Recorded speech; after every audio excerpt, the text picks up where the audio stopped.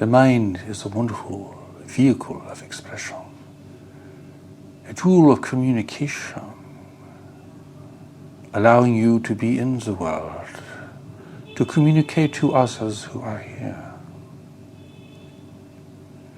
The power of the mind is only known to a few, for most people have not really discovered its importance and its greater facilities, its greater faculties. People begin their study of the new message teaching very much oppressed by their own minds, very much in the position of being a victim of what they think and feel, with very little control over what they think and feel. It is as if the mind has ruled them like a harsh master for all their years. And as a result, most people are afraid of their mind. That is why people don't want to admit mistakes. They don't want to look at how they have wasted their time and energy, because they are afraid of their own personal retribution against themselves. They are afraid of how they would feel about themselves. It is a real problem that prevents people from really assessing their own life and experience from a more objective perspective, because they are so afraid to face the fact that they have misappropriated so much of their time, energy, and resources. And it is because they are afraid of their mind. They are afraid of what they would think about themselves and their own self-repudiation, self-criticism, and self-denial. It is a serious problem that prevents people from understanding how they got to where they are today, to understanding the journeys they have taken thus far, objectively, courageously, to see really what their strengths are and where they are vulnerable at this moment.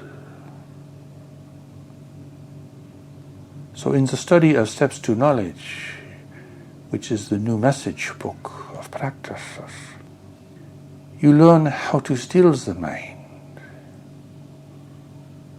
so that you may experience the greater power of knowledge that exists beneath it and all around it. For you were born with two minds. The surface of your mind is the worldly mind, conditioned by your past experience, by all the influences in your life and your responses to them, and the decisions you have made along the way, both consciously and unconsciously, as to how you will participate in the world and how you will relate to others. At a deeper level, there is a greater mind. It's the mind that God has placed there. And with it, a deeper conscience that knows what is right and what is not, what is true and what is not, and what is right for you and what is not. But people live at the surface, as if they were floating on a boat on the ocean. Perhaps they have gained an understanding of the wind and the wave, but they know nothing of the ocean beneath them, and the great life that it contains, and the forces that move this ocean, moving the waters of the world. The mind that must be still is the surface mind, because that allows you to experience what exists beneath and beyond it.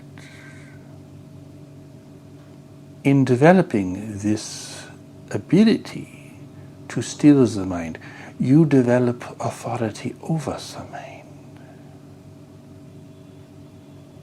In a sense, your personal surface mind is searching for a master. And if no master is to be found, it will assume that role itself. But it was not designed to be a master. And it is not masterful. It does not have the quality of mastery. It is meant to be a tool, a medium, a servant for a greater power.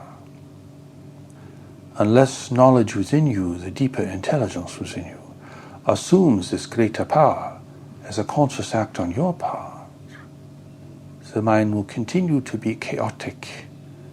It will be creative, but not in a beneficial way. It will be repetitive, reinforcing its former beliefs and ideas, reinforcing its fears and its phobias, and its dysfunctional behavior. The world around you is showing you the results of this, and the evidence of this everywhere you look.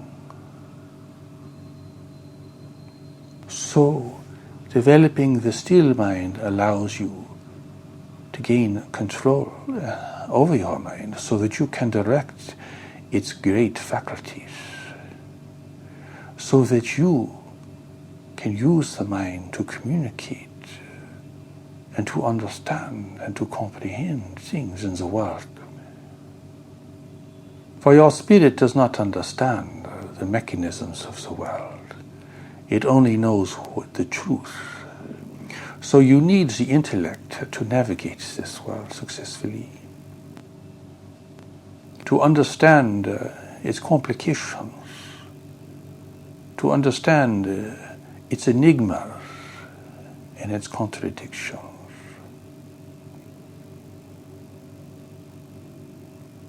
For the world beyond your senses is not orderly.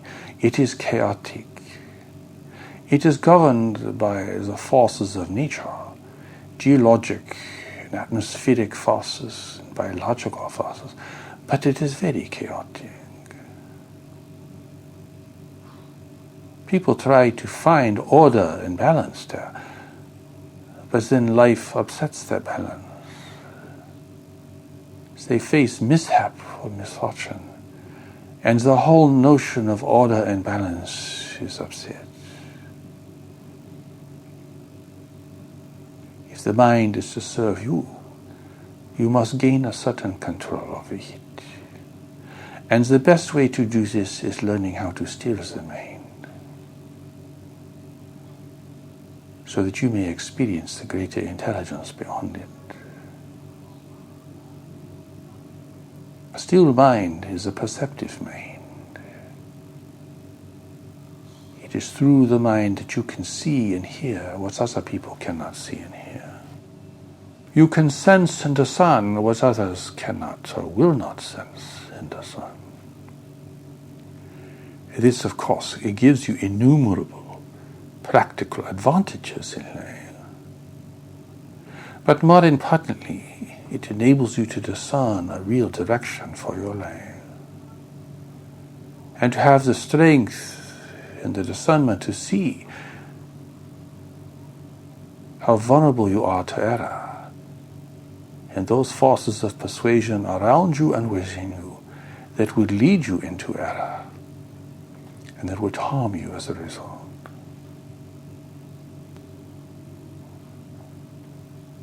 The mind does not want to be still because it is afraid. And because people are afraid of their minds, they don't want to be still because they are afraid of what they might feel. They might feel the real condition of their life. They might feel the emptiness and the longing and the displeasure with so many things that they claim to give them happiness. So you must have courage to do this, because you will feel the condition of your life. You will feel the quality of your relationships and whether they are really appropriate for you at all. You will feel your mental condition, the real condition of your emotions, the state of your body and your health. People are running all the time, overstimulated, overwrought, driven so they won't feel these things. The music is always playing. They're always busy. They're always talking. They're always moving. Afraid to sit still. Afraid to be with their own real experience. What a slavish life this is. As if you were under constant torment from within yourself. Driven to run away from yourself, being a stranger to yourself. Rich or poor, no matter what your circumstances, or your seeming advantages or disadvantages in society, you are really a slave to other forces in this condition. That is why stilling the mind gives you peace and reprieve from your own self-torment. And as a result, as you begin to approach this, you seek for more quiet in your environment. You seek for more depth in your conversations and communication with others. You seek that which is genuine and deep and meaningful, and find yourself increasingly dissatisfied with the superficial and the trivial. And you find that even your friends don't really know you at all. They only understand perhaps your ideas or your behavior, but they really don't perhaps have a sense of your inner life or real nature. And many things come under question here. The value of your work, the value of your health, the meaning of your relations with others. It brings you to the question as to whether you are really living the life you were meant to live.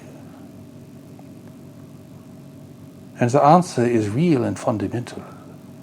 And if you ask this question, you may feel the answer even immediately, because it is so ever present in your experience. So the question arises, how do you still the mind? You focus on something within it or beyond it. You sit quietly with your eyes closed or slightly open.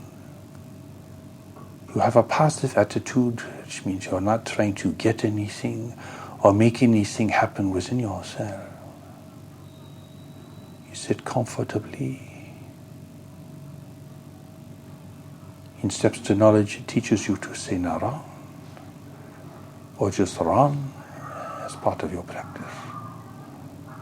To give your mind something to focus on, a counterpoint to its errant thinking and constant wandering and imaginings.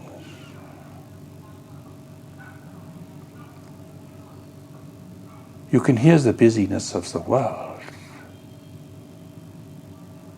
There are very few who can be quiet, who can be clear, who can be discerning. Their minds are too busy, moving too fast, thinking but not really thinking. So when you practice focusing on something and allow your mind to settle down. If you maintain your focus on a sound or a word or even an object that you look at passively, your mind will begin to settle down. And you will begin to feel deeper things in your experience. You can even practice this when you're out in the world, when you are waiting for something.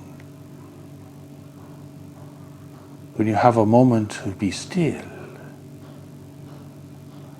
you can still the mind and just listen.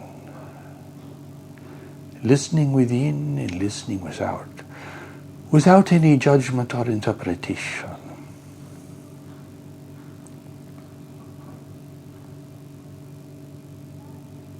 This leads to the experience of the still mind.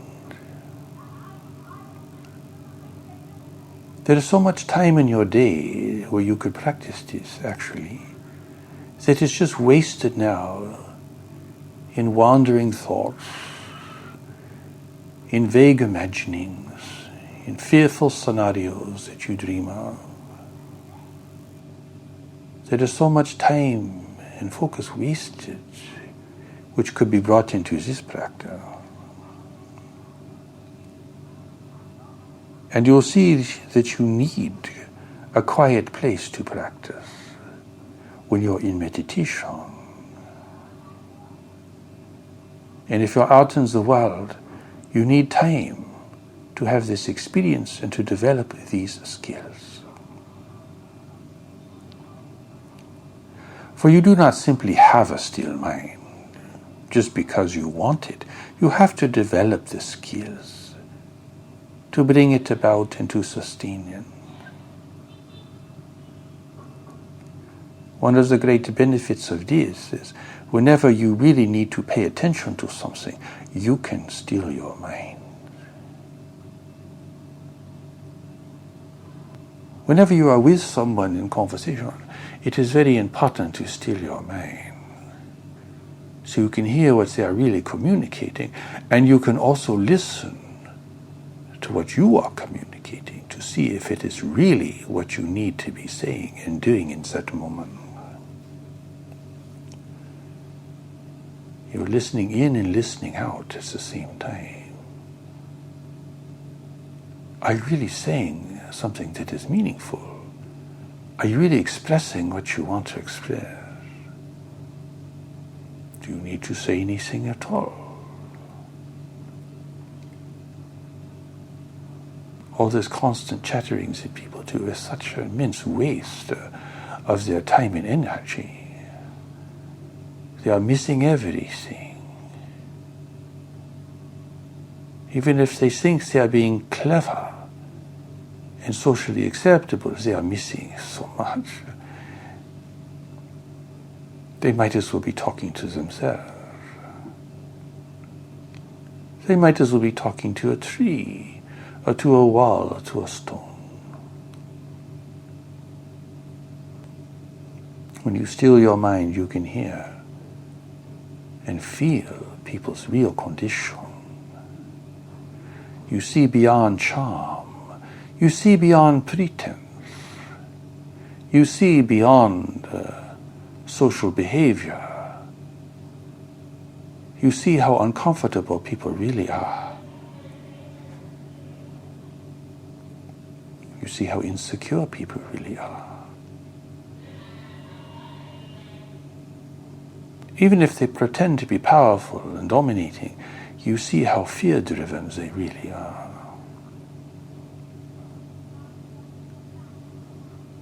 You begin to see things that you never saw before. Powerful people do not look so powerful anymore. And you look for deeper qualities in everyone you meet. Because you want to experience this power of discernment, you want your mind to be still, so it is not obstructing your discernment. It is not interfering with what you are focused upon. And you stay quiet at home because you need time to listen. You then see the importance of being aware of where you are and what you're doing and what you are experiencing. An awareness that you just would not have otherwise. You would just go through your day in a kind of state of suspended awareness, not really knowing where you are, what you are doing, what is happening around you, with any depth whatsoever. Conversations are long and pointless. Your interactions with people are frustrating and shallow. And even if someone is with you, are they really with you?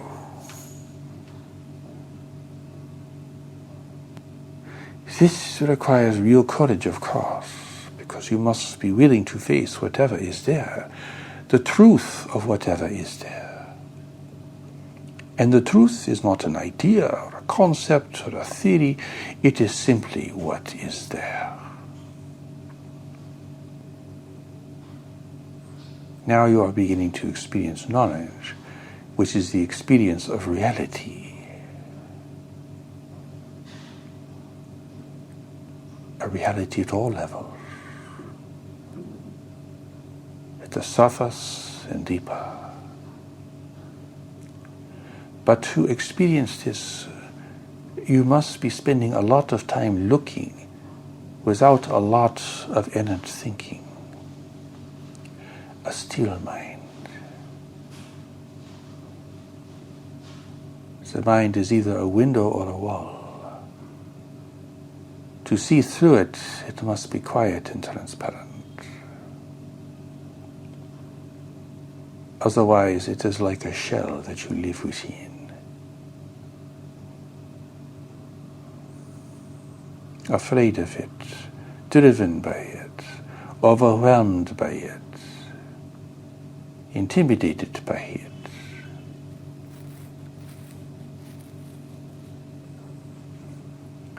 The other part of the problem here is that in the course of life, people have picked up so much pollution from the world around them, from the media, from movies, from stories, and from real-life experience. There is so much contamination, so much anger, so much tragedy, so much violence, so much degradation. People are polluted. Internally they are polluted. Their mind is full of toxic things.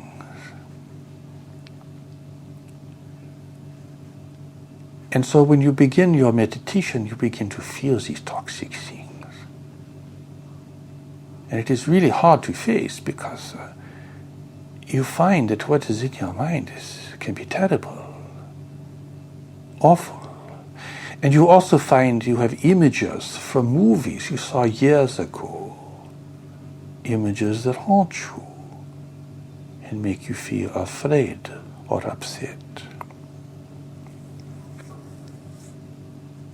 You find you have irresolution with people from the past. You find you have resentments towards certain people. Even the resentment towards people you knew long ago, like your parents or other family members. It's all a pollution in the mind. So for the mind to be a window and not a wall, it must be cleaned and cleared.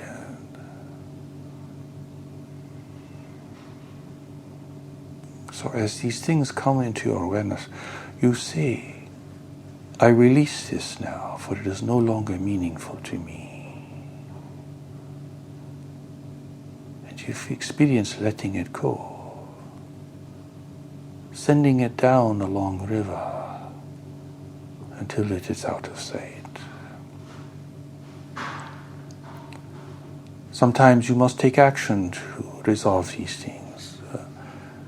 Communicating with people you have resented, or taking some other kind of resolving actions that will help you in this matter. But much of this pollution is simply the imagery of life, and the imagery that your culture and the media has put into your mind, contaminating your mind. As you practice stillness, these things have less and less appeal and less of a hold upon you. Even your greatest fears or phobias begin to lose their power over you as you continue your practice in stillness, in observation. So the pollution takes real time to be cleansed from your mind.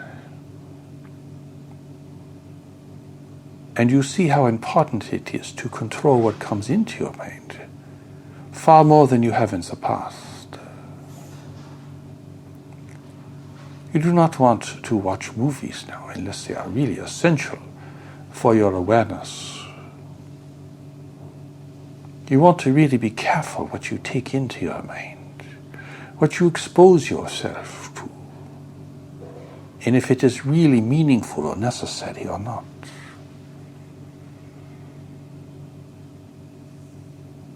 You want to be very careful what you tell yourself. For honesty and dishonesty both begin with what you tell yourself. Listen to what you tell yourself and see if it is really true, or if it is merely a habit or part of your conditioning. Listen to what you tell other people to see if it is really true. Am I really speaking the truth, or I'm just saying something for any other reason?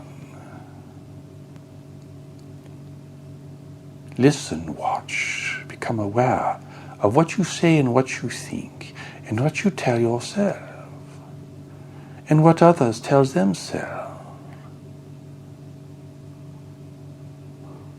And you will see the nature of real self-deception, and you will see again how necessary it is for you to find freedom from this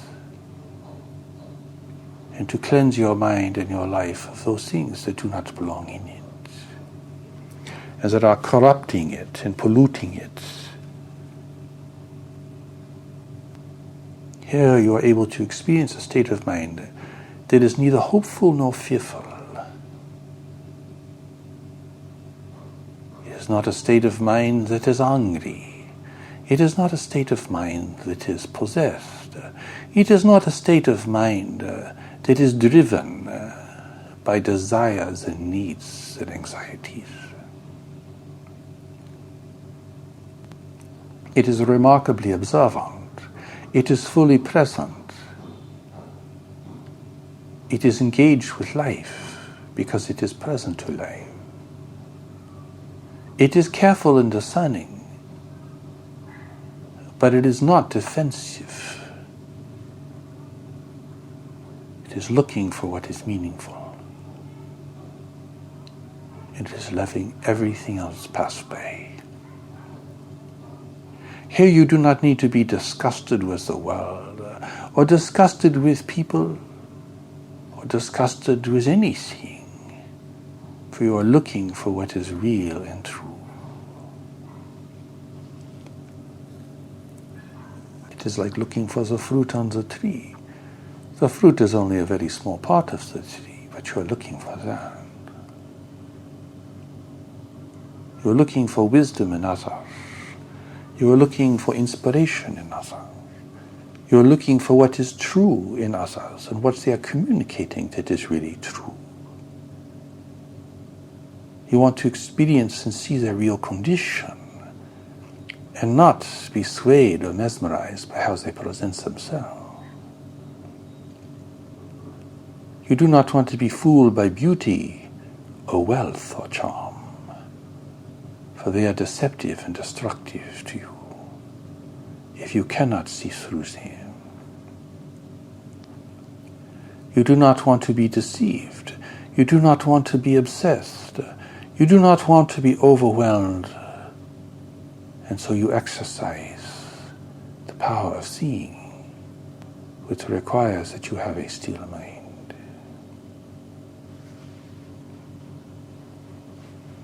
Sometimes when you practice, the mind just will not settle down. And so if that is the case, you simply start to think about something else. You contemplate something that is important for you. You think about part of the teaching as the new message. You think about the wisdom of your decisions regarding what you are planning to do and what you have already chosen. You employ the mind to consider something meaningful and valuable, instead of being a helpless victim of wherever it wants to go. So if the mind will not settle down in your meditation, you use the mind for contemplation. You see, you're exercising authority here. In either case, you're exercising authority, and you're doing something very useful and beneficial and productive. If there are traumas in your life that have to be resolved, you might need professional help. But ultimately, you must release things that are obsessing you. And you must gain authority over your mind to do this. If there is no authority within, you can only hope and wish. And hoping and wishing are not strong enough to overcome years of habitual thinking and behavior. You must be the captain of your ship. Your thoughts are your crew.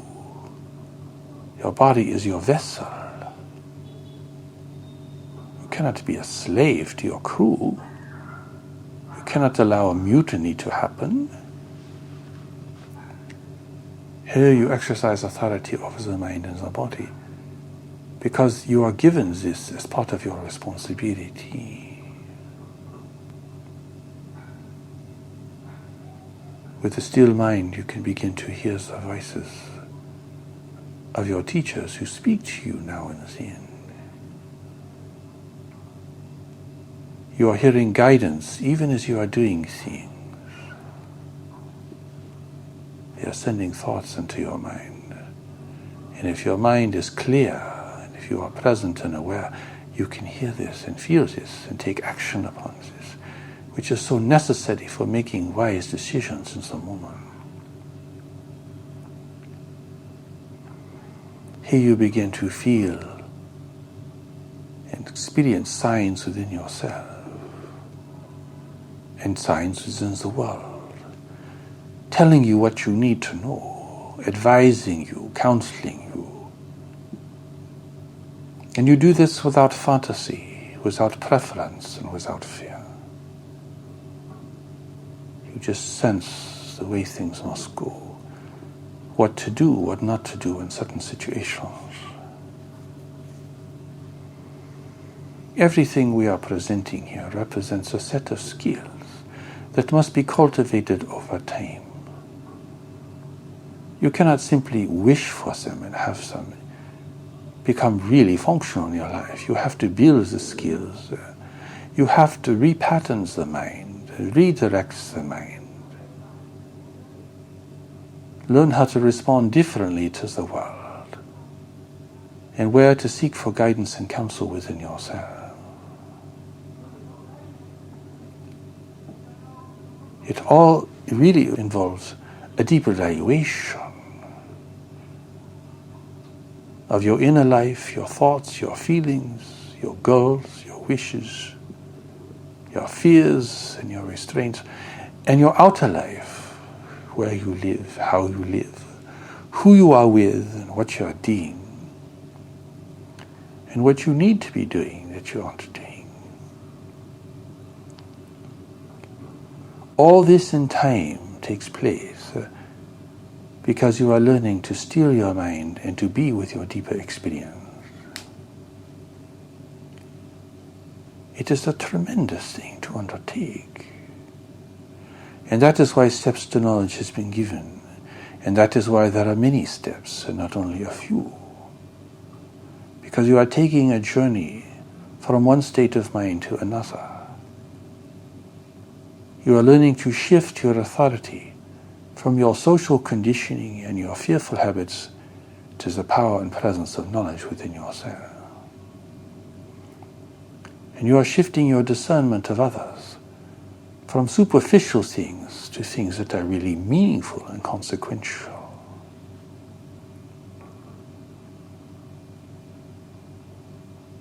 In every decision you make, it is what informs that decision, and where you seek your counsel, and what influences your thinking and your actions.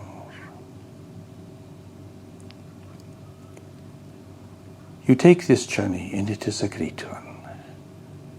You will not experience great success in a day or a week or a month, but you will be moving in a positive direction. And your emphasis in life will begin to change, and your experience of life will begin to shift. And you will begin to experience what you have always been experiencing, but what you could not recognize before. The still mind is at the center of this study, in this great education in the way of knowledge. There is nothing more important for you to do right now. And anything else that is important must have this as its foundation to be really effective.